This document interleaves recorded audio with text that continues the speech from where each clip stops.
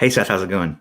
Good. How are you? Not bad. So we're doing our first regularly weekly episode of Space Time, a podcast for SpaceExplored.com this week. And it's fun because I've done a few episodes of these just kind of like here and there, but never on a weekly schedule, mostly because it's just been me.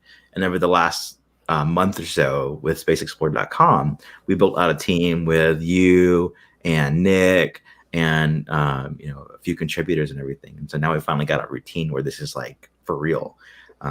So I don't know if it'll be every Friday morning or what, when we'll land on recording, but we'll be here weekly starting this week. And we've got a whole host of topics to talk about, from Starship and the hot plan for now Monday, and CRS-21, which is happening this weekend.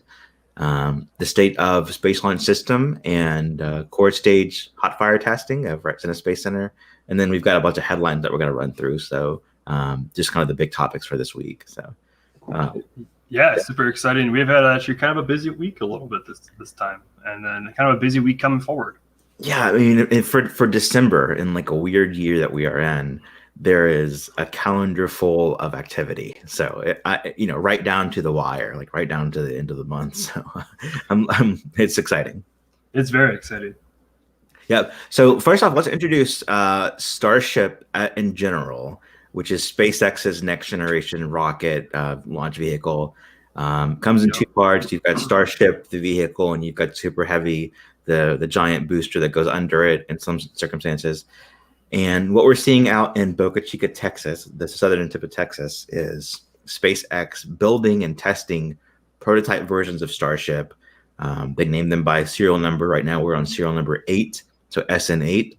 And we've been waiting for this past week for their first high altitude hop test. And that means that they literally launch the thing, it goes up in the air, exists in the air, hopefully comes back down and lands in one piece. And they've done, hopefully. That's a big hopefully. Yeah. And they've done previous hop tests. So I think SN4 and SN6 were 150-meter hop test. Yes. Was it 5 and 6? 5 and 6, probably. Yeah, makes sense. I think it was 5 and 6. Yeah. So 150 meters, you see it, you never lose sight of it. But it was incredibly impressive. And I think SN6, like, they did it twice, right? Like, it was. I think so as well. Yeah. Yeah. Launched and landed. Launched and landed, moved it back over. Like, it's like they move it over, like, I think it's like almost like 100 yards, something like that. And then they just do it again. It's crazy. Yeah. So that's 150 meters. So, okay, there's our perspectives there. This hop test is different because, for one, the prototype versions of Starship before have not had the nose cone, and it's literally just been the tank and an engine. Yeah, engine. Tanks and engine, and now it's a full-on actual tanks, engine, nose cone, aerodynamic surfaces for the free fall, and it actually looks like a rocket, not a silo. It's looked like a big green silo, and out in southern Texas, like, it just fits right in. And it looks, I mean, it really does look hilarious, like flying, as it like goes sideways, and then comes back down. It's like, farm equipment isn't supposed to do that. Yeah. Now, that's a funny looking silo. Now it looks like a rocket. Like, this is the fun thing. I got to go out there this week and see. It was my first time in southern Texas and seeing what SpaceX was doing out there, and having seen Kennedy Space Center and Port Canaveral, where you see all the SpaceX hardware in action, seeing like the pre-production stuff for like a non-active rocket yet, but that it actually will fly, is really cool. And it was remarkable just how much stuff out there is out in the open, where you just drive down this long road, highway. And at the tip of it, you've got a manufacturing facility where they're making these things, and then you can park and take pictures and see. And then you go 2 miles further, and they've got their launch site where they have Starhopper, which is like a very early prototype version that hopped a little bit. Looks tiny in comparison to Starship now, but it's huge in person. It's like this giant R2D2 that just sits out there and like monitors. Yep. and they have like Wi-Fi antennas on top of it that just like spin, and they use it for like lighting, so it's functional too. It's like the coolest prop. And then they had SN8 out there this week, so the serial number 8 version of Starship prototype, and you just see it, and like you go down, like you go past the launch facility, like half a mile, and there's the beach, like there's the Gulf of Mexico, and you look to the right, and there's the Rio Grande and Mexico. It's like all of it is like public, publicly accessible. There's a small gate around the launch facility, and they've added like a little bit more structure to it, and with like this really cool SpaceX branding inside of the gate. But otherwise, it's a construction site with a rocket on top of a big hill. It's like really. It's weird because you look at the difference from like KSC to that, like what a major what like government builds. They build everything out first perfectly, and then they build the rocket to like a commercial spaceport where like, we'll build a rocket and then we'll build a facility around the rocket we're building. It's genius because like you can find spaceports in America, Spaceport America, where they have fancy facilities and no one launching. No one launching, and so to have like strictly a launch site and no facility yet is makes perfect sense. So anyway, what Starship will be is so the history of SpaceX rockets. You've got like Falcon 1, you've got like functional rockets, Falcon 1, Falcon 9, Falcon Heavy, which is like a Falcon 9 rocket with 2 more Falcon 9 boosters on the first 6 boosters on either side. And that's it. And Starship is like the next round of that, but on a way bigger scale, where instead of sending payloads and astronauts to low Earth orbit, it's capable of sending payloads to the moon, to Mars, beyond. And then there are even like NASA missions on the books being funded, where NASA wants to adapt a version of Starship for the human landing system. So NASA's got their mission to the moon under the Artemis program. In this decade, they have a team of like competing companies that all are making human landing systems, because NASA's rocket and spacecraft will get you to the moon, but not down to the moon. So it's like, NASA's hardware can go as far as the moon's orbit, but not to the surface. And so Starship, in one capacity, is responsible for taking people down to the surface, because it is like a launch and landing system. Yeah, because it's one thing; it's fully reusable. Like SpaceX's whole big thing is reusing. They're reusing everything they can reuse. And for the Falcon 9, they can reuse the fairings, and they can reuse the first stage, but they can't reuse the second stage. I mean, they can even reuse the capsules that they launch, but the second stage they can't, because of how much energy it takes to deorbit it and how much they can't put anything on there to reuse it. It's just impossible. Right. And on Earth, you need a first stage for Starship called Super Heavy to get off of Earth because of Earth's gravity. On the moon, you don't have that gravity to deal with the same level, so there's no need for Super Heavy as the first stage booster. So Starship is the only part of it's its own booster. It's its own booster, its own spacecraft, its own landing system, everything. So it's super, and this re-entry profile that it's going to be doing is just insane. Because it does like a belly flop. It literally, it's a skydiver. It has 4 surfaces on it, like 2 in the aft by the bottom by the engines, and then 2 up on the nose cone. And they kind of act as your arms and your legs. It's a skydiver to like aerodynamically like guide itself down. And I so just want to see that thing even attempt to do that. And Starship like kind of looks like a generic rocket, like if you were just to imagine what a rocket would look like. Because the original looked like the Tintin rocket, like it had 3 legs, and it was like, we saw that when they announced it. I'm like, yes, it's finally happening. We're having a Tintin rocket finally. It is nothing like super weird or anything. And it looks, and the other thing is like, so having seen SpaceX Falcon 9 boosters up close, both in their like clean white state and then like super sooty flight proven state where they're like brown and gray and black, to see the stainless steel like just epic version of Starship is it's so pretty. It's really cool. So And so this week I think we're looking at a flight. It's 15-kilometer flight. Well, actually no, now I think it's more of a 12.5-kilometer flight. I think it's looking at Monday. Possibly there is possibly some testing today. They have road closures. Cameron County does roads. They were closing the major road that goes right next to it because it's a public road. And there's still a scheduled road closure today, so they might be doing testing today. They might not. We don't really know. They haven't said anything because SpaceX doesn't really say anything with space. We just kind of guess. And currently, though, we're waiting on I think a TFR. I think we have a TFR for Monday. Yeah. So let's talk about some of the acronyms that we're using here. So TFR, NOTAM. Yeah, so a NOTAM is just short for Notice to Airmen, and that's something we don't really look out for because you can just look up TFR, temporary flight restrictions. TFRs are in NOTAMs, but NOTAMs also have plenty of other things that pilots need to fly. Yeah, and there's also like road closures from Cameron County. The county, yeah, from the Cameron County judge, they close that that main road, that public road next to it.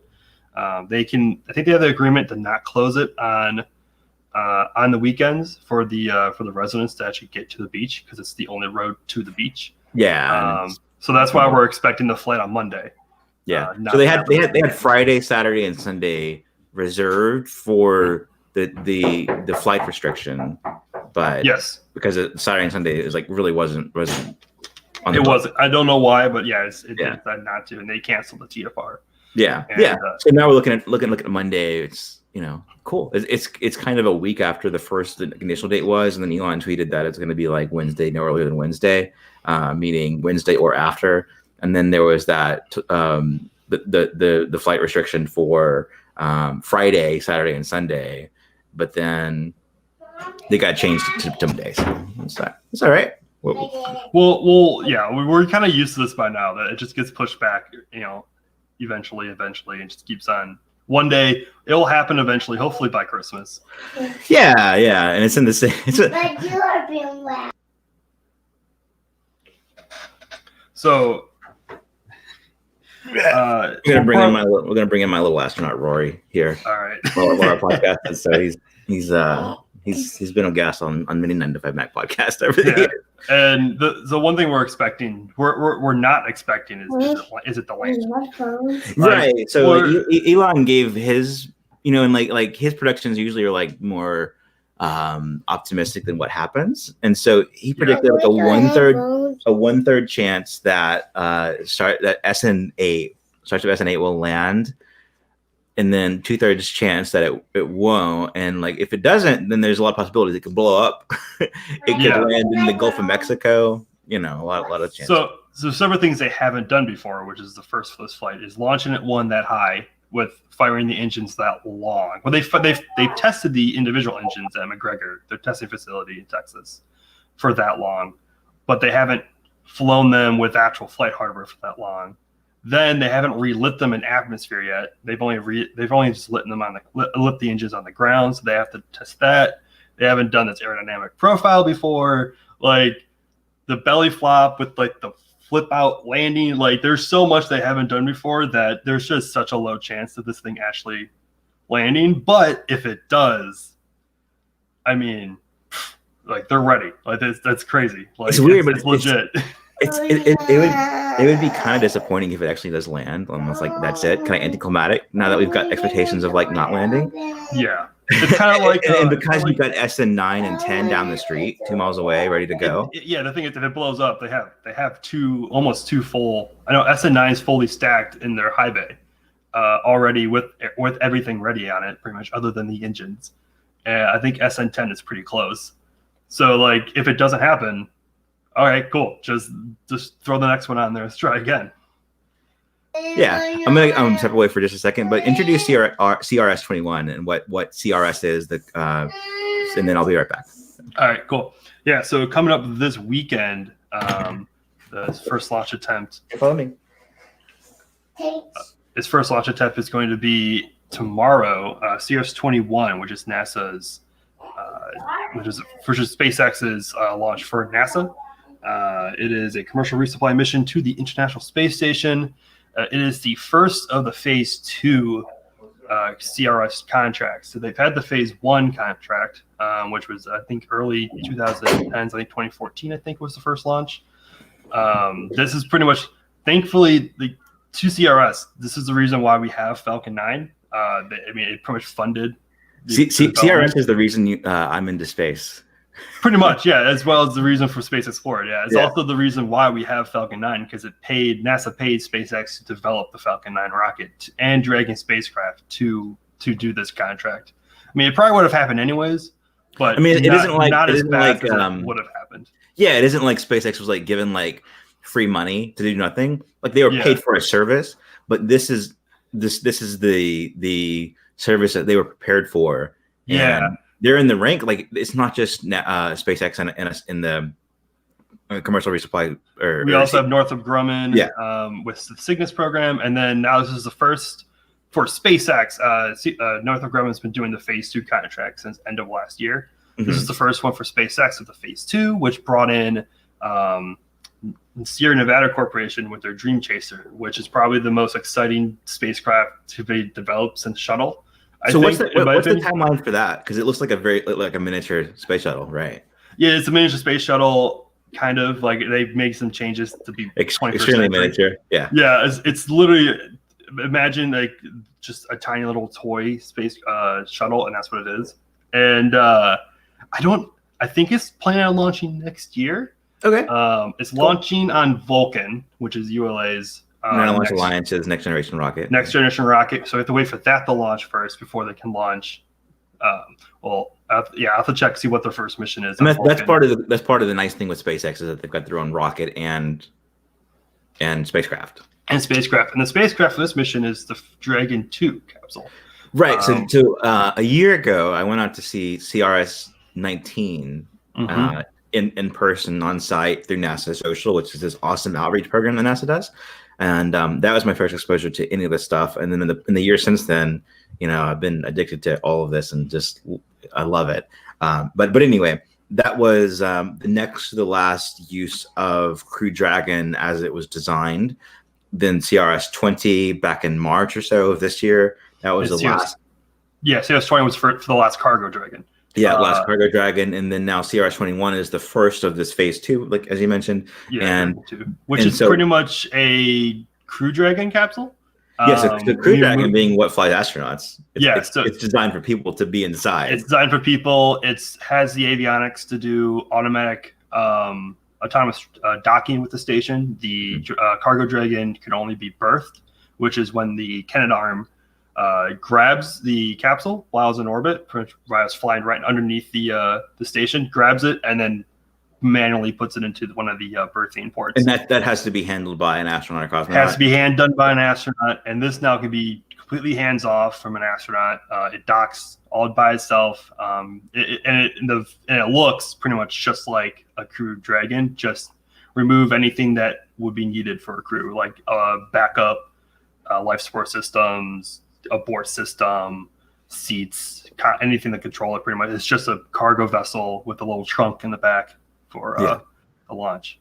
And as we know it now, the previous Cargo Dragon version is retired, so those will no longer. Yeah, those won't be flying. I think those went up to I think 4-time use. I think they could reuse them, which is pretty good. Yeah, they can.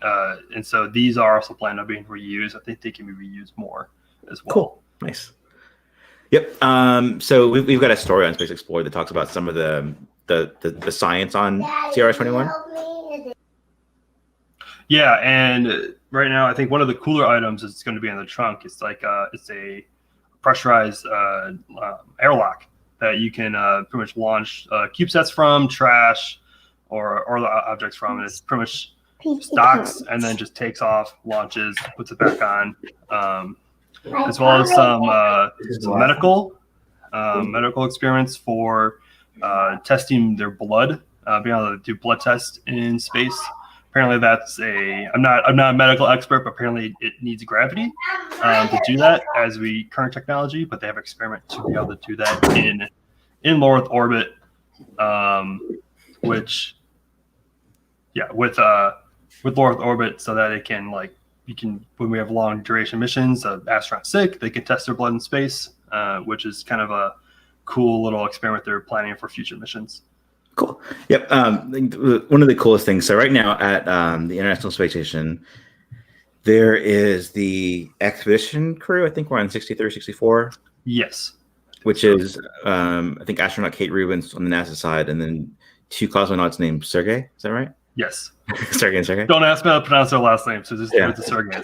Sergey, and they both just did their. I think both of them. It was their first spacewalk, so they worked outside of the space station, which is like super intense 8-hour work. It's really cool. Yep. And then you had Crew 1, which is the SpaceX flight for NASA for a commercial crew program, where post the age of the space shuttle, NASA couldn't send astronauts to the space station on their own. They relied on Russia and the Soyuz rocket. Now they're relying on SpaceX, and they will eventually add Boeing to the program when Boeing's Starliner spacecraft is approved for spaceflight. Which will fly on a Atlas V from the Atlas Alliance. Cool. So, but at the station right now, you've got that expedition crew, and you've got Crew 1 because it's the first operational flight for SpaceX with astronauts. You had Demo 2 earlier in the year, where it was just a demonstration for it ended up being longer than planned for, because they needed the extra hands on deck there. But now you've got the first 6-month stint of astronauts on space station through via SpaceX, and that's 3 NASA astronauts and 1 JAXA astronaut, Japan's space agency, and they're all there together. There's a lot of people on the U.S. half of the space station, 2 cosmonauts on the Russian side, and it's like, what do you do when you don't have enough beds? And Commander Hopkins, I believe, decided to opt to sleep in the Crew Dragon because there weren't enough beds. Yeah, so there's not enough beds for a full crew of 7 to sleep, but there are beds in the Dragon for people to sleep in, or at least sleeping bags for them to sleep in. And so he volunteered. Says it was tradition when the shuttle came up that the commander would sleep in the shuttle. So he decided that he would sleep in the shuttle, and he actually kind of talked about it's not like his bedroom, like he's treating how the bedrooms are in ISS, because him going in and out a lot can cause, if he accidentally damages something, right? You don't want to wear it down. That'd be really, really bad. So he's actually I'm only in there to sleep. If I'm doing anything else, I'm outside. And this is the first time that Crew Dragon, the spacecraft, has been docked for, or expected to be docked. Will be docked. Yeah, will be docked for 6 months versus 2. Yeah, I think it was 2 months for DM2. Yeah. It was meant to be a few weeks, and it ended up being longer because it needed the help. But that was a demonstration mission. This is as much a demonstration mission because even though it's operational, because they've never had Crew Dragon docked for that long.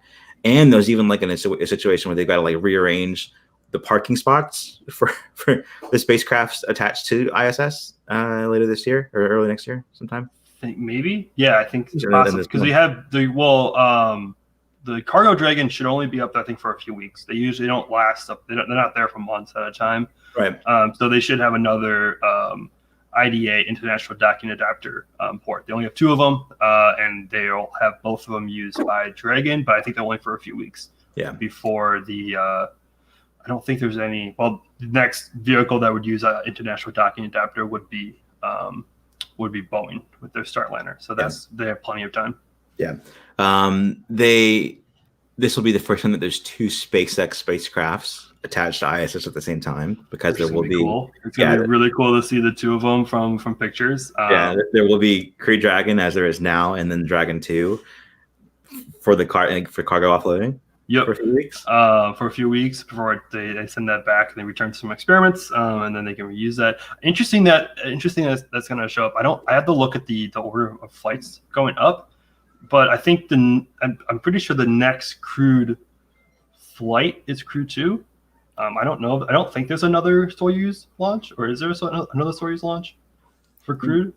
I don't know. Well, there's not for a NASA astronaut. So yeah. So the interesting thing is there's an agreement between Russia and the United States that there will always be 1 Russian cosmonaut and 1 American on the International Space Station at all times. Mm. And I think with how the crew rotation is going to go, it's interesting that they're going to have there's going to be a time where there's Crew 2 is going to come up with Crew 1 still there. And then they're going to have to switch. They can still have that American astronaut on that side. Yeah. Or that they're going to leave and there's not going to be one. I have to look at the rotation because it's going to be interesting. And it's anyone who flies with SpaceX through commercial crew now, even if it's a JAXA astronaut or an ESA astronaut, as we'll see with Crew 2, right? That those are all on the U.S. side because it's the U.S. flight, and Russia's not buying seats that way. So they do share the space, right? Like Russia share, like they set up half the food, and so they share. They interact a lot. They interact a lot. There is a JAXA and ESA module up there, but they're more laboratories and like crew quarters. So that's kind of where they do most of their experiments, are on the ESA laboratory and the JAXA laboratory modules. And at some point next year, Tom Cruise will be there. Yeah, I think November, but we don't really know. Like there's an Axiom launch, but they haven't announced the so Axiom being a commercial company that their whole business is finding customers to fly privately. Yeah, half of their is sending tourists to the ISS or into space, and the other half is building a commercial space station.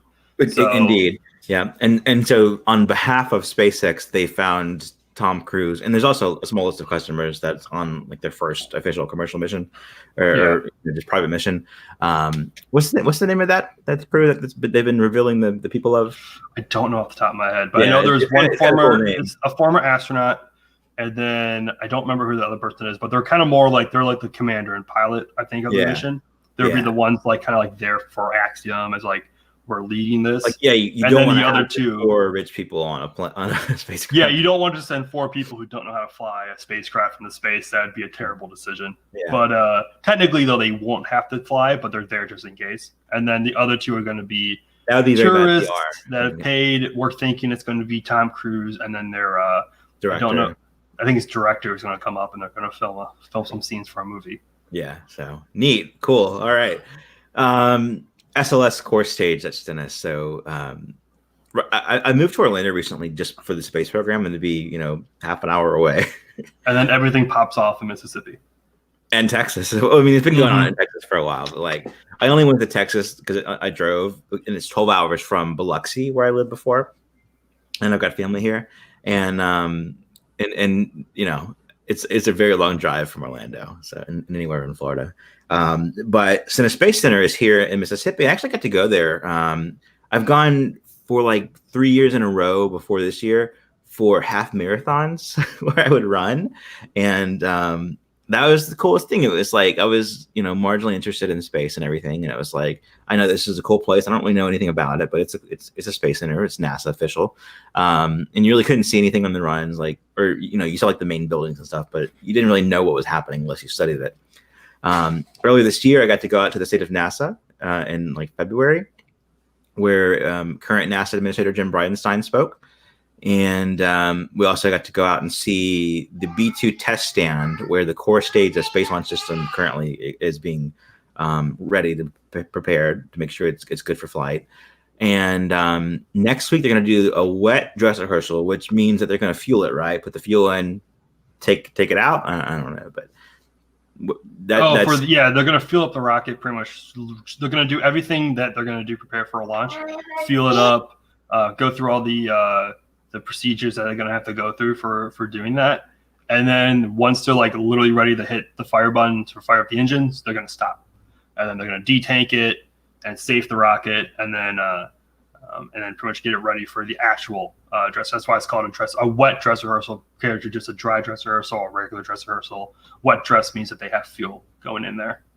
Yeah, and that's a very big deal because Space Launch System has been being developed for like a decade, and it's been laughed at because it's like it's not cheap, it's not on schedule, it's not any of those things, but it is almost done, which is a big deal because anyone who's like doubted, basically SLS was bought and developed in the age before you had all of the other launch providers right now, like SpaceX, and so that wasn't on the table yet. And now that SLS is being completed, finally, it's like, why didn't you just use these other rockets that now exist? And it's like, well, you've got the commitment to use this for at least these first 3 moon missions. Yeah, we've already spent billions of dollars on this. We need to actually get something out of it by this point. Yeah, we can't.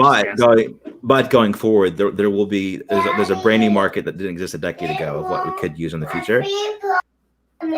Yeah, and they're actively changing the program as it goes. So originally, it was going to be 100% all done by NASA. NASA was going to own the launch vehicle, they're going to own the landing vehicle, the space station, the lunar gateway, which is going to be kind of like a miniature space station around the moon, And now they've kind of, with the Artemis program, which was announced by Jim Bridenstine during this administration, with all the new market that's evolved, they're kind of changing it over to like, well, we could just like use SLS to get people to the moon because it's the only rocket that currently is capable of it still, excluding Starship, but that's still technically a vehicle in development. Yeah, even though NASA's got money behind Starship, and their awards that they've been given to SpaceX, like they've got another thing that you covered for Space Explored, which was like this West Coast.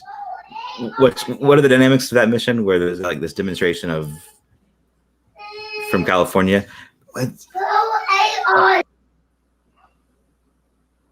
Remember the story a few weeks ago where like SpaceX is being rewarded for some. You're talking about like the human landing system contract for Starship? Well, not just for the moon, but there was something in California where it's like, West Coast. Yeah, they were gonna take. Apparently, they wanted to do some re-entry studies with Starship, and it was saying that it was going to be over the Pacific Ocean, which none of us has heard before. We're like, wait, what? It's going to be Starships flying over the Pacific Ocean, but where is it going to? One, where is it going to launch from? Two, where is it going to land? Three, like why not the Gulf of Mexico where it's already kind of set up? Right. Like there's a whole lot of like just way more questions and answers that were given in that statement, which just makes it super interesting. Makes it like super interesting. Like I can't wait for that to kind of like develop and actually happen, because if people are I think there's an idea where technically you could well, it kind of depends on how the actual reentry program changes as the program develops. Like right now it's like they're going to re-enter and then go straight down pretty much. But they could end up actually kind of re-entering higher in the atmosphere and have it go longer. So like when the shuttle re-entered, they actually started, when they landed in Florida, they started re-entering the atmosphere over the Pacific Ocean pretty much. And so they will fly over the United States, so they'll fly over Mexico. So that could still be the thing where they launch it out of Texas. They go like kind of like a once around the Earth, and then they re-enter, and then they can still land in Texas. Right. But or they can show some love to Vandenberg, which doesn't get much action anymore, and they can build a Starship pad there and launch it from there. In California, yeah. They did have a recent launch there, just to be fair, but they're few and far between. Yeah. So all that to say that NASA is awarding money in SpaceX's direction for Starship specifically, which people love. But SLS is what we have today as far as what they've invested in over the last decade. And so the great news is that it's almost ready. And they've got their first mission with Space Launch System on the calendar for November 2021, which is an uncrewed, so no astronauts on board, lunar flyby mission that'll last like, I think, up to 2 to 3 weeks, where SLS launches from Florida, goes to the moon, sends the Orion spacecraft to the moon, goes around, comes back, and then Orion lands, and that's the spacecraft. So this week, I mean, the big thing that we're watching this week is that as soon as Monday, the wet dress rehearsal we discussed a moment ago is on the calendar. If that goes well, assuming that goes well, then like 2.5 weeks later, 2 weeks later, then there's the hot fire test where they literally fuel it up and fire it in place from Stennis Space Center, which is like South Mississippi, right on the border with Louisiana. So it's very, far from like a big city or anything like that. Yeah. But it's just gonna be huge. Like the last time they've done something of this scale would have to be anything with the shuttle program. And if the shuttle program or even Saturn V, because it's on the B1 stand, correct? B2 stand, yeah. Oh, the B2, yeah. The B2 stand. I think the last time it was used, I think actually was for Apollo. I don't think they used it for shuttle at all. Yeah, they had a smaller pad that they used to test the engines for shuttle. Yeah, but that big stand is built and was built for Apollo. Yeah. And then like it was shuttered for years, and then it was refurbished just for SLS. So yeah, it's a very historic area. That area, it's like hollow ground pretty much. Yeah, and getting to go out there earlier this year was just awesome, and I really hope to be able to go out for the hot fire test. It's up to NASA as to what press attends, but it means so much to me because it's like down the street from when I lived here, when my family is, and I ran out there a few times. So I hope to go. Yeah, and what happened actually a few weeks back? It was actually, I think it was the weekend before Thanksgiving. They actually started stacking the boosters in the vehicle assembly building, which is they're preparing to get them stacked, which is actually a really big step, because once you start stacking those boosters, there's actually a certain time frame from which you have to then launch from. So it's kind of like, this is kind of like the first step of like, okay, it's happening. Like, it's going to happen hopefully within this time frame once once they're all stacked up. I think after that they'll have to like unstack them and then restack them. But like, yeah, there's a certain time frame which you have to launch from with those things on, and I think they started that a few weeks back. Don't know if they have mounted the first one yet. They usually, when stuff like that happens, they usually like they post like the updates like days after it happens. Yeah, but like, we are hoping though that in this process that there's a media event for they sort of invite like it's like an indefinite period where they will have stacking days, and some folks will get to go out and see it and cover it. So we're hoping to be involved in that, at least for some of those days. And all that to say that hopefully it means that we learn about it as it happens and not days later. Which like we'll learn about the wet dress rehearsal after it's completed. That's been every step of the process since. Obviously for the hot fire test, that'll be like, I think they're going to stream it. I think it's going to be, obviously press will be there, so there'll be coverage from that anyway. It won't be a mystery. No, it's not going to be a mystery. Like, also, it's going to be a 7-minute fire, which is just in their extremely loud engines. People are going to hear that thing. Like, you can go a couple miles away from where the B2 is. Like, the entrance to Stennis is right there by the interstate. And so I imagine there will be folks kind of like enthusiasts gathered. There's going to be people who are going to be parking on the side of the road where they probably shouldn't be, and they're going to like just to hear it. And there's on the interstate, there's a bridge to Louisiana that's steep, and you can really get a good aerial view over there, but it's further. And then there's just a raised part of the road on the Mississippi side where you can see the B2 test stand from the road. I mainly only know this because it's been really lit up for the past few weeks as they test throughout the night and like have it active. And I drove past the other night, and it was like midnight, and it was like a Christmas tree out there. It was just like you couldn't miss it. Otherwise, I was like, I know that's where Stennis is, but I couldn't point to where the B2 test end is because it's just a bunch of trees in front of you. But yeah, so I can't wait for that.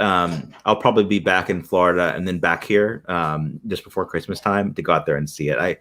Even if I don't get invited to it, I will be one of those people parked on the interstate. It's like, because it's gonna be loud. Like, it's gonna be it's something that's not gonna happen ever again, because the next time the thing fires up, it's gonna be a launch. You're only gonna hear the first like couple seconds of it.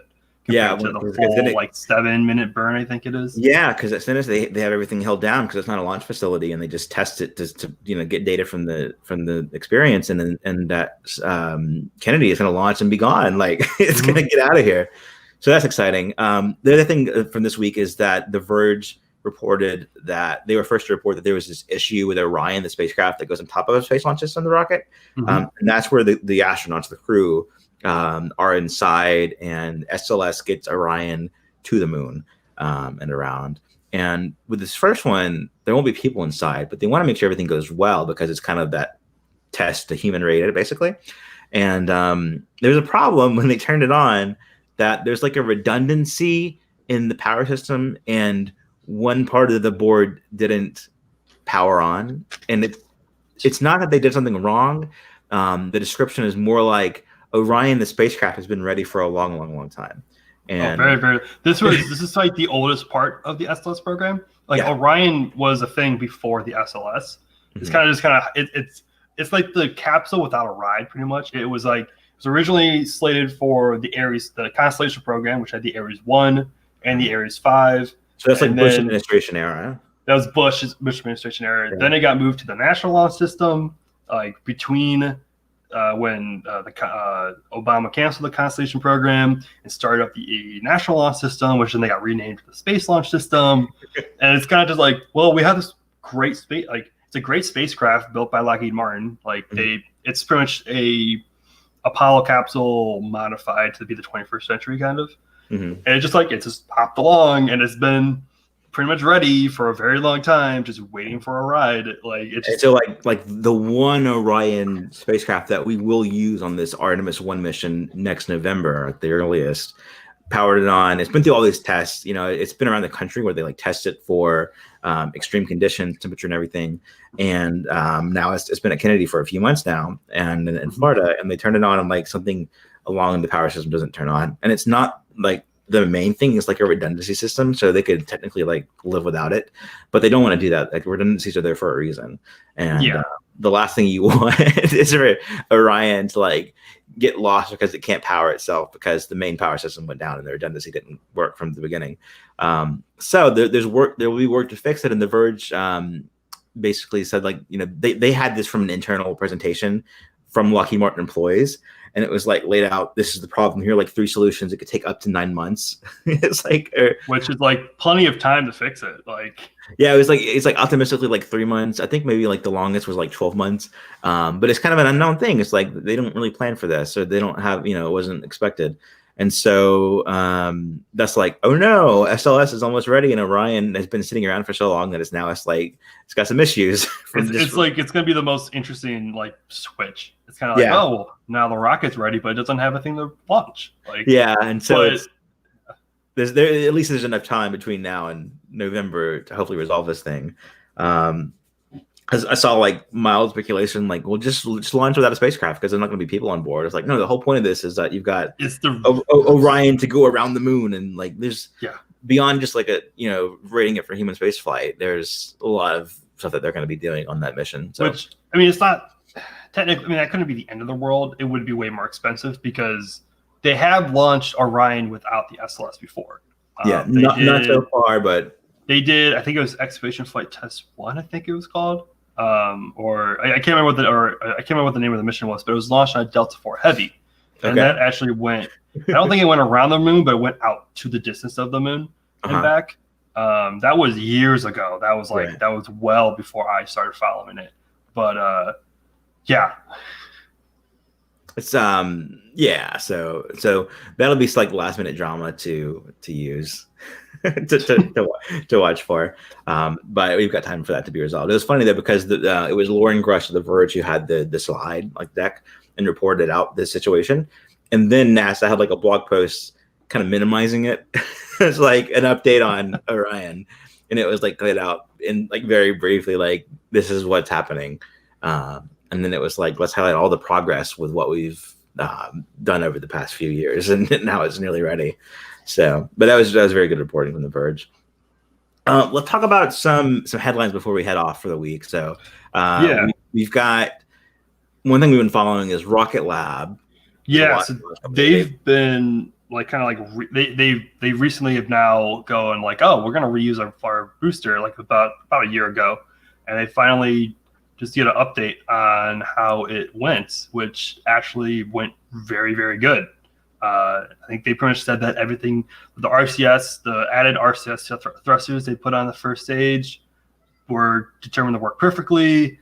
The parachute attached with no issue, deployed and then detached with no issues. And just for context, so Rocket Lab has like it's smaller than a Falcon rocket. It's as small as if you've ever seen the leg of a Falcon 9 booster, that the landing leg, that's the size. Yeah, so they're not small, but they're really small in comparison to. They're small compared to other rockets, but they are still pretty big. Yeah, and they were not designed from the start to be reusable, and it was kind of a challenge it was kind of like a dare, like, why can't you make this reusable? And Rocket Lab's idea was, we'll just make a lot of these, and we'll be very efficient at making them, and we'll have multiple launch sites, New Zealand and Virginia.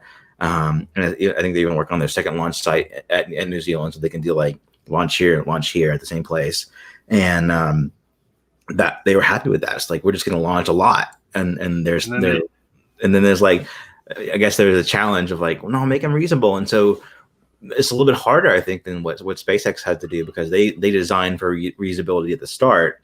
Rocket Lab's like retrofitting theirs for reusability. Yeah, it's kind of working out. So the reason why they went with it was basically like, well, yeah, like you said, we're just gonna make really good at making these, and that's gonna be cheaper than building something that's reusable. And then they realized, and Peter Beck is the CEO of Rocket Lab, is very famous being very open-minded. Like, he says, if someone comes to me with an idea that proves that it's better than what we're doing, we will do it. Like he said, he interviewed with Tim Dodd, the astronaut, about aerospike engines. Like, if an engineer comes to me and says we can build an electron with aerospike engine, it's going to be better than what it is, he'll redesign the engine to be aerospike. Right. That hasn't happened, of course. But then someone must have come to be like, hey, we do this, and this. It can be reusable. Let's see if it's possible. And it's been, they've nailed it pretty much. And their strategy has been, so they've completed the first like booster recovery effort. They were a little bit coy about like releasing information in real time, so they kind of like let it drip out there over time. And in the end, it's like everything went well. I guess they wanted to look over the data and have just good information. But they had one of the coolest videos with stage separation in space, where it's like, it's so cool. Yeah, because the rocket. Like, they use like they're using like a 360 camera, and because it's 360, they can they can take the video and pan it, and it goes up and follows the second stage up. I'm like, it's the coolest thing. That video is like tranquil. It's like mesmerizing. And then they show video of splashdown and everything. So that came much later. But in the end, the kind of bottom line message was, this was a success. We've learned from it. We're not going to do a booster recovery next time, but we will do more in 2021. Yep. And before they do a full booster, like for refurbishment and reuse it for the first time, then they're going to focus on reusing components of the booster. And so rather than, before the booster just went out in space or got burned up, and like what did it do? It just went out in orbit. So the other ones, they would break up on reentry. They were uncontrolled reentry pretty much. Okay. So what mostly happens, they probably tumbled and broke apart. Yeah. They started trying to control them, which is what the first step was like, can we even make it through? They call it the wall, which is atmospheric reentry. Yeah. Can we make it through? And they were doing tests. I'm like, this thing's making it pretty through. Like, all right, like let's throw they did something called Brutus, which was like a hardened like data recorder that would make it all the way down to the surface. They did that, and then like, well, all right, let's like throw RCS thrusters on it and see if like we can control all the way down. And they kind of did a whole baby step, and then they finally kind of like did the full thing, and eventually they're going to add helicopters to snatch it out of the water. So and they did. I think it was like March or so. They did a demonstration of what that will look like. Just they used 2 helicopters, like one to carry the booster out and then one to recover it, and it's so freaking cool. It's like a Mission Impossible movie scene, but real life. Another headline that actually popped out of kind of nowhere. Didn't really expect that thing to happen. Was a company called Aevum. Aevum, yeah. And when that stream popped up, I'm like, who is this? But they're a company based out of Huntsville, Alabama, and they're planning on. They're pretty much planning on launch. It's a small set launcher, air launch system, competing alongside with people like Virgin Orbit and Northrop Grumman with their Pegasus rocket. But the difference is that their carrier aircraft is completely autonomous. It flies on its own, no need for pilots. It looks kind of kick-ass. Yes, I think there was a quote I think I saw where like it just said they didn't design it for looks, but as a kick-ass factor to it. Yeah. So and they're going to be they're demonstrating they're demonstrating autonomous flight. Like late next year sometime. And the whole stream was pretty much was about like, oh hey, this is what we're doing. This is kind of like what it is. Like we've been doing this since 2016, but like we're now doing here's a public reveal of it, and we're partnering with the Space Force. So so they have a real customer. It was the first time we saw the design of the spacecraft with it, which is RAVN X. Is that what we're calling it? RAVN X is the name of the spacecraft. Yes. Yeah, it's all caps RAVN Space X. So and they were calling the aircraft, the carrier aircraft, which is what we refer to it when it's Virgin Orbit with their Launcher One program, like their 747 that carries a little rocket. 747 is called the carrier aircraft. Same thing with Pegasus and Northrop Grumman's aircraft. They were referring to it not as the carrier aircraft, but as Stage 1, which apparently because it actually, which I'm like, that's not Stage 1. Like, what do you mean it's Stage 1? That's just a carrier. That doesn't really add anything. It just gives you a different platform to launch from. But they explained that it actually, this is going to get a little technical, but it adds Delta V to the rocket. So Delta V is delta is scientific for change, and then V is for velocity, so change in velocity. Okay. Pretty much to get to orbit, to get to anywhere into that solar system, you need so much delta V, so much ability to change your velocity, either slow down, speed up, or whatnot. And so with other air launch systems, they drop it, and then the aircraft, which is crewed, has people on there, they have to fly to a safe distance before they can launch the rocket, ignite it. And he says that those aircraft, by the time they ignite it, like the help from the aircraft, the speed that it gave, is negated. But because there's no crew on this aircraft, they can drop it and light it right away. Right. They don't have to worry about the aircraft like flying away. And they're gonna fly from a spaceport in Cecil Spaceport in Jacksonville, Florida. Yeah. Which, when he said that, I thought he was joking. I'm sitting there, I'm like, what do you mean, Cecil? What? Like, apparently, yes. Like, there's it's an old Navy air station converted into a private airport that then like did whatever classification with the FAA to become a spaceport. Okay. Like, Boeing's done some stuff there, but like it hasn't really done much. Yeah. So this is like their first kind of like customer that's going to actually launch from the spaceport. Yeah. And the whole plan of it is, so they're trying to take as much people out of the process as possible. Right. So you pretty much he kind of showed this on stream live, which is cool. Like setting up a spacecraft, putting in like how much it weighs, what orbit you want, what type of do you want to ride share with someone else? Do you want to do it dedicated just with your payload? And then he said, once you do this, you just have to just drop off your payload. Like, that's all you have to do. You just give it to us, we'll integrate it, and then with a touch of a button on, I think it was an iPad actually. Yeah. He touched a button and it ran a whole bunch of code. You can see like all the trajectories it was calculating and trying to figure out the optimal one. And all of a sudden, their demo flight, the demo plane, which is right next to it, starts up, like the engines start up and everything. Yeah. And I'm like, this is cool and scary at the same time. Like, this is awesome. Like, I'm super excited for this company because like expecting just being able to just do something that easy and only having. And they weren't on your radar before yesterday, right? No, not at all. So their YouTube channel has 2 videos. One video announcing the unveiling stream. Yeah, it was like a 19 seconds video saying, "Hey, we're gonna do this in 2 days," and then the stream. Yeah. And then the stream, like the presentation itself was like so low key. It's like the founder and CEO. You got a little bit of the visual of the aircraft or the spacecraft, or whatever. But then most of it was like the part where you talked about, where it's like controlling the computer. It's like, it was just, that's the neat thing about all of this. It's very like, I think, and also the price that he showed, like one of it cost $500,000. It was like around like $500,000, so about 500. I think it was 560,000, which is insane. Like, that's insanely cheap, like for a launch. Now that doesn't include development of the spacecraft and like funding of like other stuff, but like just for the launch itself, like we're talking millions of other like spacecraft, hundreds of thousands of dollars. Insane. Yeah.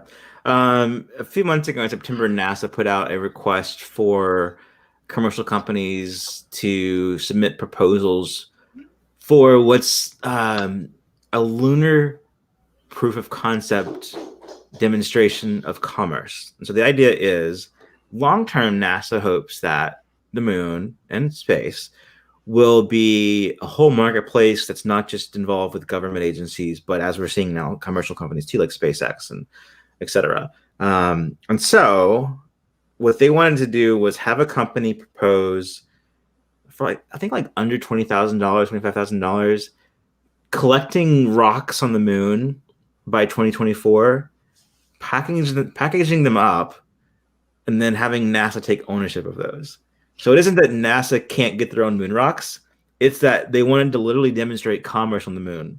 So they're not returning the lunar samples to Earth, though, right? They don't know yet. Yeah, but it is a part of the deal. Like, it's like that's a TBD detail. It's like to be decided, but it's not critical to the main proof of concept, which is just, it's never been done before where a commercial company sell something to NASA on the moon or to anyone else on the moon. And so they just wanted to do this to demonstrate lunar commerce. It's like, look, you can do business on the moon. It's possible. Yeah. The interesting thing is the prices of them. Like, yeah, some people took it seriously, and then some people go like, "Yeah, why not?" Like, it's kind of brilliant. So yeah, it is. There were 4 companies that were awarded, kind of 3, but depending on how you count it. But iSpace out of and government contracts was that the last one really an award. Right. But, yeah. It's kind of hilarious, but iSpace Europe and iSpace Tokyo, so 2 different branches of iSpace, the international company. They charged $5,000 each, and they were both, I guess, proposed like logical concepts that NASA says, okay, we'll give you the money to do this. Then you've got like the most serious one, I guess, would be for $15,000 from a company out of California called Maston Space Systems, which is someone where they're not shy from the moon. We've seen them plenty of times. Like, right, it's kind of like a no brainer for NASA to choose them. Yeah, and it's kind of like the $5,000 each is kind of neat. Okay, it's under the $20,000 or $25,000 like criteria. Mm-hmm. $15,000, okay, that's a lot of money, but it's serious business. Yeah, and and then this company out of Colorado called Lunar Outpost, which has like a few hundred Twitter followers. Like, it's wild. Daddy, hey, buddy, they proposed $1. Just $1. It's like, yeah, because they're already going to be on the moon. Yeah, like, it looks like there's kind of looks like a little bit of a kind of like a publicity stunt, kind of. I mean, it's good PR. Like, they're already gonna do it. Like, they're already gonna kind of do it, and like, we might as well throw our hat in the ring and get people to know who we are, figure out what we're doing, and how the best way to do that: undercut everyone by as much as possible. I mean, it's brilliant from a PR perspective. I think that there were like 22 proposals from 16 or 17 companies, and they won. So yeah, NASA kind of like, well, let's figure out what the cheapest one is. Oh, $1, yes, please. Compared to normal government contracts, which are in the millions, if not billions, sometimes, well, not trillions, but getting close to probably companies who have made over $1 trillion from contracts, but billions of dollar contracts to $1 contract. Just what I found especially hilarious is that it's like you get 10% now, 10% on arrival, and 80% on delivery of the moon rocks. And so they get a dime now. They get a dime on the moon, and they get 80 cents when it's finished. They're gonna just send them a dime. Like you can't send it. Like, how do you even I feel like if you're NASA, you can't just deposit 10 cents into your account. And also, that's too little. By being 15,000, 5,000, 5,000, it's like you've got the total price of the program is $25,000 and $1. And $1, which you usually don't see that. Like, you just see oh, it was like a general, but this one was literally yep, $25,000 and $1. Yeah. So that's hilarious. Yeah, it was brilliant. I mean, even for just getting attention on this program from NASA.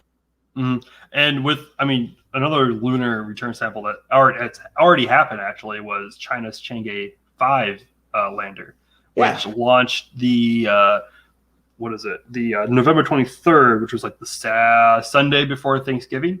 Mm-hmm. And it was a really interesting mission because they kind of had a really interesting time frame. So it's launched not necessarily on the far side of the moon, but to the part of the moon where we can't see. It's on the side of the moon. Mm-hmm. And so the lander could only last one lunar day, which is about, I think it's 2 weeks here on Earth. Okay. And so it was a lunar return sample. They will land, drill, pick up sample, launch, get back in the spacecraft, return it, and they had 2 weeks to do it, or 2 weeks on lunar surface to do it. And their time frame was to do it within a couple days. Mm-hmm. And so it launched. And because it's China, we get leaks, but we don't really get public releases from them. Right. They're kind of there's more cooperation between Russia and China in the space program than the US and China, for example. Yeah.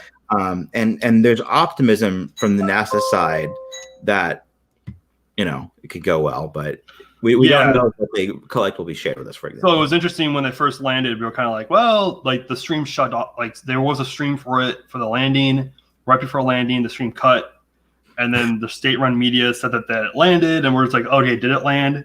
It did land. I don't know. We don't know why the stream cut. They got cold feet, and they maybe like, showing failure, even though it worked. Like everything looked good, and all of a sudden it just cut. It was like weird. And then like China's Space Program, like they're doing serious stuff. They've got their first Mars mission that was launched this year as well.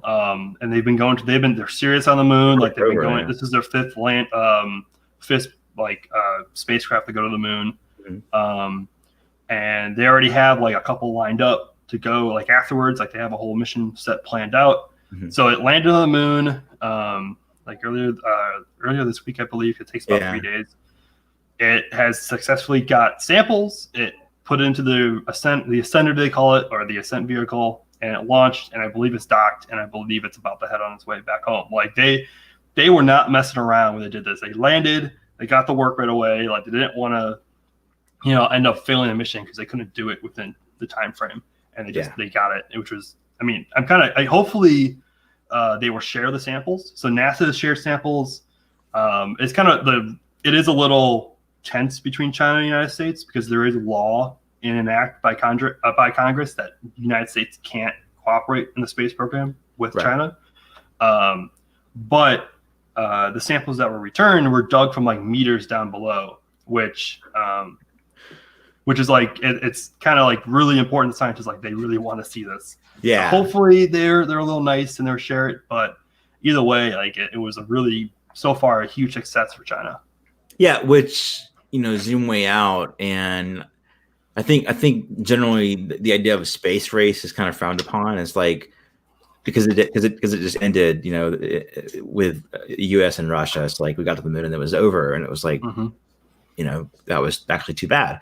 But as we see competition, or just achievements from Russia and from China in a big way right now, then that can be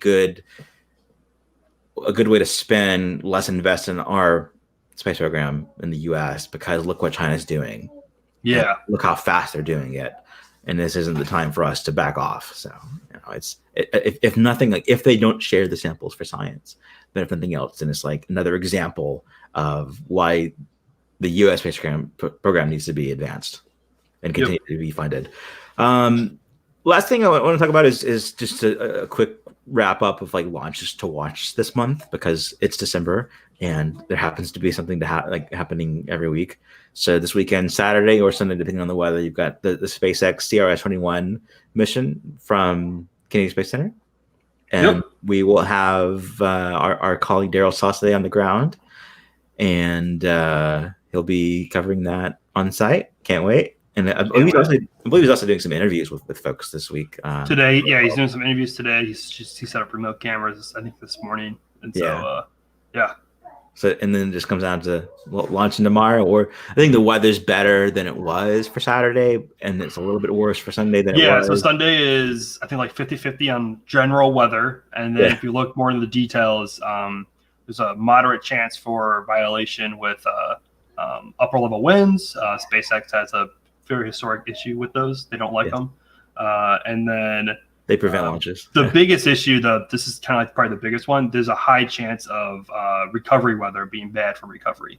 Which will affect because they're so good at recovery that we saw this with Crew 1 where everything was fine on the rocket side for launching, but to have the drone ships out in the ocean for recovery, that weather wasn't good, and so they moved it back a day just so they could get the booster back. And there's two reasons why they need to get the booster back. For this one, they're not building Falcon 9s like they used to. Their production rate has slowed, and they're trying to reuse their fleet that they have. They got to manage their fleet. They're up to 7 flights for one booster so far. This is a very special booster as well. This is the DM2 booster. Right. So this is the first booster to have flown astronauts. Yeah, it's the first one that SpaceX ever flew crew on, and the first one in 10 years that it's a very historic booster. And we were all taking bets after DM2. Would they reuse the booster? Would they Put it in a museum. Put it in a museum. Yeah. They've been reflying it, and so it's kind of. This is the only one that has the NASA worm on it, right? Because they moved the Yes. NASA worm logo from the first stage to the second stage for Crew.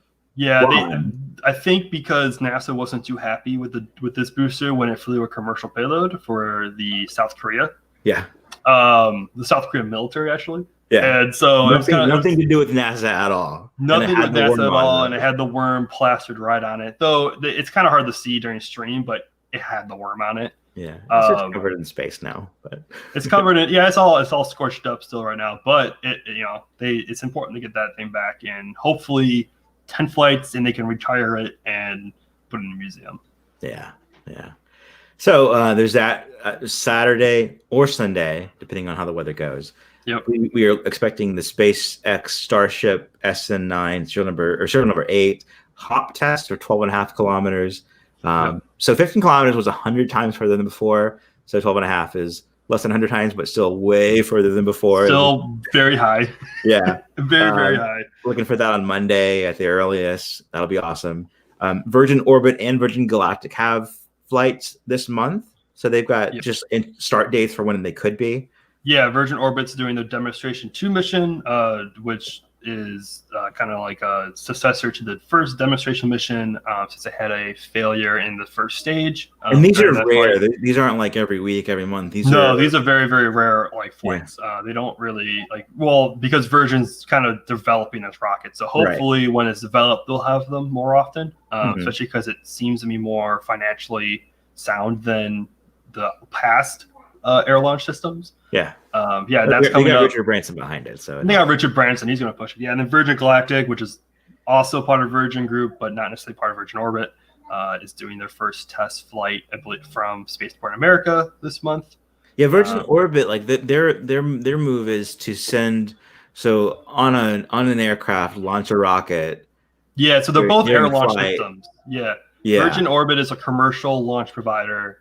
It has a payload that you put your satellite, they're small sats, so they're like competing with Rocket Lab pretty much. Right. And it's on a side of a 747 aircraft. It drops it and it can launch into low Earth orbit. Hasn't worked out yet, but they're working on it. Yeah, this is only their second launch attempt, so it's completely fine that they don't it's on average that takes 3 launches for a company to get the orbit. So I mean, Astra was another small sat launcher that's still trying to get the orbit as well, and we have Firefly coming. It's just another. There was a company called SpaceX that was trying to get to orbit. Yeah, there was also one time with SpaceX launched a small sat launcher as well, the Falcon 1, and it took them several attempts to get there as well. So Virgin Galactic is of course space tourism. They have the VSS Unity, I believe, is launching, which is a low, not even low Earth orbit. It's a suborbital space plane. You go to the Kármán line basically for. Yeah, just barely the Kármán line, and that has the definition of space. It's this is definitely a more complex machine because it has a custom carrier aircraft called White Knight 2, which is kind of like a dual split. It looks like 2 planes put together, and then in between the 2 planes sits it's called Starship 2, I believe. Starship 2, White Knight 2, everything. Yeah, VSS Unity is the name of the specific one flying, which has flown before. And then they're going to try to do their first one out of Spaceport America, which they usually do it out of Mojave, but now their operation will be out of Spaceport America. And that's New Mexico? New Mexico, yep. Yeah, and will this have people? This will have pilots. Pilots, okay. Richard Branson wants to go, but maybe not for this one. Maybe for the next one. They're planning once Richard Branson will fly the last demonstration mission before the first operational one. Okay. They were hoping to do that before the end of this year, but that got pushed to next year. This will have 2 pilots, of course, like every other flight they've had with this vehicle, and then also payloads for NASA. And Virgin Galactic is one of those space companies that they're publicly traded, so you can buy their stuff. I do, and just to be clear, I do own 2 shares. So it's like what, like $50? $50, yeah. I'm making millions. Yeah, so that's SPCE on as their ticker, and they've got they changed CEOs this past year, where they've had one CEO who still sticks around for sciencey stuff and detailed stuff, but their new CEO comes from Disney. And he's been in charge of I think Disney parks for many years, and it just fits their part of their company's development, where now they're going from building the hardware to trying to get really high paying customers to come on board, and you can already like reserve a seat and be. I think Justin Bieber already has a seat on there. I don't blame him. I would too. I mean, hopefully he just doesn't film a music video from there. But that would be cool. He should do it for it would be cool. I like his newer music, but I don't know. So that's Virgin Galactic, and those are both in December. We've also got we mentioned before Space Launch Systems hot fire test at the Space Center. That'll be the week of the 20th at the earliest. Fingers crossed that sticks. It's like getting it done in 2020 would be great. That would be a huge milestone. They really need to start hitting deadlines. They need to win, because Space Centers had the pandemic beginning in March where they were literally closed for 6 weeks, and then they slowly reopened, but still, we're in this pandemic situation. Got destroyed by just kept on getting hit by several hurricanes. Was directly targeted by 3 hurricanes this year. Yeah, Mother Nature did not view kindly of Senate. Which meant closing everything down, securing the core stage, and stopping work, and then it adds work to go out and reboot everything. So there's that. And then what's not yet public but is on our radar is that Blue Origin will have their 14th flight of New Shepard this year. Yeah, they have like the FAA, or maybe it's TFR, I don't know, but they've got like the paperwork done for a December launch, and we're looking at just before the SLS core stage hot fire. I don't see any TFR up for their area in Texas, but because the only one in Texas is Brownsville. So, right. There was a new one though. Breaking news: there is one in Kodiak, Alaska. So, is that going to be? That's another Astro launch. Astro? So, this Friday, December 18th. Cool. We'll have to post that up then. But yeah, you can trust me that Blue Origin is going to try to launch their 14th. This is only their second launch of this year. So. Mm-hmm. So and looking at that, a really packed December for launches, and a lot of historic ones at that. Yeah. All right. Cool. Thanks so much, Seth, for doing this. Thanks everyone for listening. We're in Apple Podcasts. We're on Spotify. We're everywhere that you can get your podcasts. We also broadcast on youtube.com/spaceexplored. We'll pick a time and date, so we do this every week, and you can reliably tune in and listen. And also, thanks for everyone for hanging out with my kid Rory. He's a future astronaut, and he does not respect podcast time. So, all right. Thanks so much, Seth. Thanks so much. Have a see you. Bye. Great. Bye.